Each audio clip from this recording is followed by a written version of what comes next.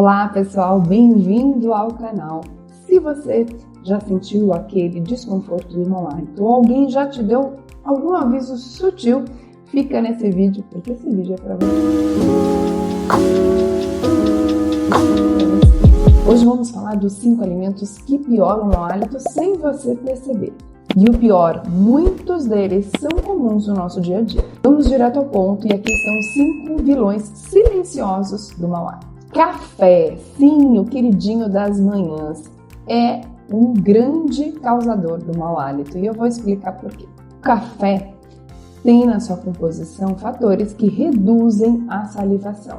O próprio fato de ser numa temperatura mais quente já também favorece o ressecamento da sua boca. E isso favorece o mau hálito, assim como outros alimentos que a gente vai falar, como por exemplo o segundo vilão, que é o álcool, que também leva a um ressecamento bucal.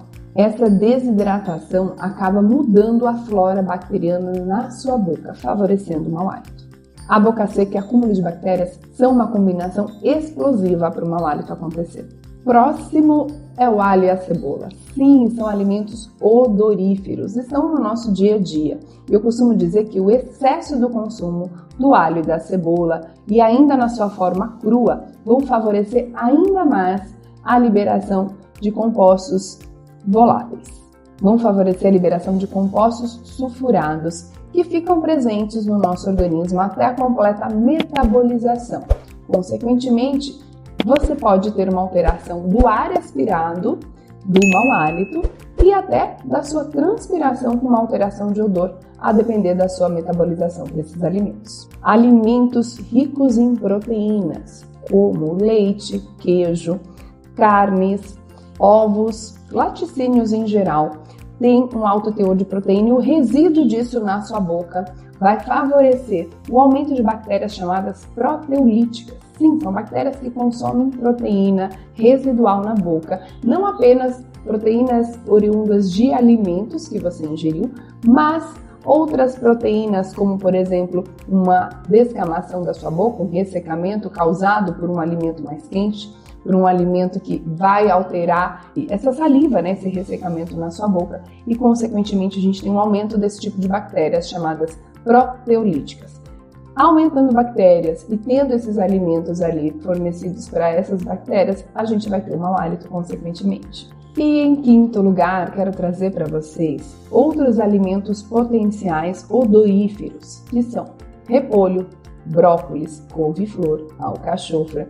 São alimentos que quando a gente cozinha, muitas vezes a gente já percebe um odor diferente deles. Acontece que esses alimentos são mais fermentativos e, consequentemente, odoríferos, podendo ter aí uma alteração do hálito quando consumidos em excesso. Cada caso é avaliado individualmente, por isso, numa consulta, a gente precisa entender como é a sua rotina alimentar. A gente solicita um diário alimentar para entender o que você está ingerindo no seu dia a dia e o quanto isso está contribuindo para a alteração do seu hálito. É tudo muito individualizado, até porque se esporadicamente, ou com uma frequência reduzida você consome algum desses alimentos, não é um problema.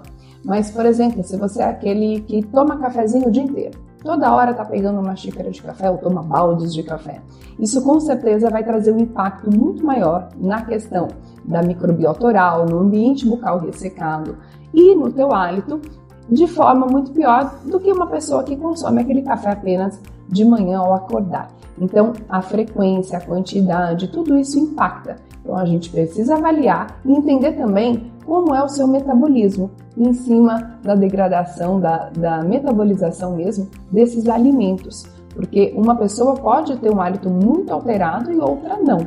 Então, isso é muito individual. E isso é uma coisa importante, Às vezes a gente pegar uma fórmula generalizada e aplicar na nossa vida talvez não funcione.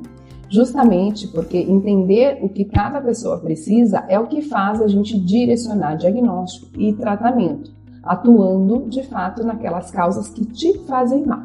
Agora que você já sabe o que evitar, talvez esteja se perguntando: mas por que a minha boca amanhece amarga, mesmo cuidando bem da minha alimentação? Então, muita gente quer eliminar de uma vez por todas todos esses alimentos. Uma dica é você eliminar aos poucos, como se fosse um teste. Vou dar um exemplo simples. Eu atendo muitos pacientes aqui que têm uma certa intolerância ao leite, por exemplo.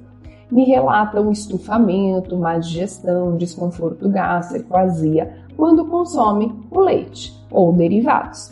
Esse paciente é um potencial paciente para ter uma piora do hálito quando consome esse tipo de alimento. Então, um teste que eu peço para o paciente fazer é ficar 15 dias sem aquele alimento que já não está fazendo muito bem quando ele consome. Ele já percebe sinais aí de que aquele alimento não é bem metabolizado no seu organismo. Então, faça 15 dias de remoção total daquele determinado alimento. Isso tem que ser feito um alimento por vez, para você entender como você vai responder a isso. Carol, me senti super bem, percebi uma melhora, seja do hálito, seja da digestão, seja até do seu trânsito intestinal. Então, isso vai nos conduzir a raciocinar se aquele alimento é determinante para realmente o teu hálito estar acontecendo. Muitas vezes, em conjunto com o médico gastroenterologista, nós vamos investigar se de fato você tem uma intolerância, uma alergia, uma sensibilidade alimentar a determinado tipo de alimento. E isso é muito importante, após identificado, a gente de fato utilizar essa informação como tratamento, seja reduzindo, seja compensando ou seja eliminando determinado alimento da tua dieta. E eu trago isso porque muitos alimentos são saudáveis. Vamos pensar aqui o ovo, os legumes, o brócolis, a couve-flor. O tempero de um alimento que você vai fazer, o tempero usado de cebola e alho num arroz ou numa refeição que você tem o hábito, muitas vezes não vai te fazer mal. E isso a gente individualiza e entende fazendo esses testes. E muitas vezes com a ajuda de um gastro ou de uma nutricionista que vão olhar para você como um todo, entender as suas queixas, os seus sintomas e automaticamente investigar junto ao paciente o que de fato está acontecendo.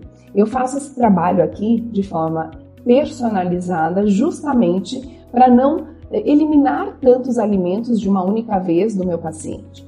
Eu entendo que a resposta de cada organismo é individual e o meu tratamento também precisa ser totalmente personalizado para você conseguir ver os reflexos disso na sua saúde, no seu hálito, na tua digestão e automaticamente a gente ter resultados de tratamento. Agora que você já sabe de tudo isso, o que você deve evitar para de fato pensar se isso está interferindo no seu mau hálito, talvez você esteja se perguntando, mas por que às vezes eu acordo com a boca amarga, mesmo cuidando da minha alimentação? Essa pergunta é excelente e recebo essa dúvida muitas vezes por aqui. E será o tema do nosso próximo vídeo, boca amarga pela manhã. O que pode ser?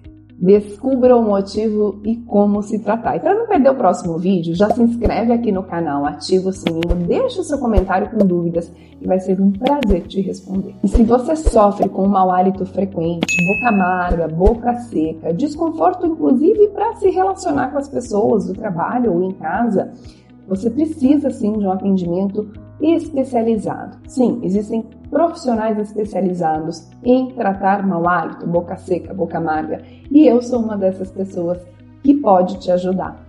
Como especialista há 19 anos na área, eu tenho certeza que a gente investigando juntos quais são as causas reais do seu mau hálito, a gente determina um tratamento que vai funcionar para você. Pois é, não existe fórmula mágica, não existe remédio, não existe tratamentos generalizados que vão servir para todo mundo. E por isso, um profissional habilitado, uma consulta completa e investigativa com todas as ferramentas que a gente tem para isso é o essencial para você se livrar da insegurança e do mau hálito. Aqui no canal a gente acredita que saúde começa pela boca. Sim, e um hálito fresco é só um começo. Afinal, autoestima, liberdade de expressão, você poder beijar e falar de perto, são coisas que interferem na sua qualidade de vida. E se você não está tendo isso, com certeza você precisa de ajuda.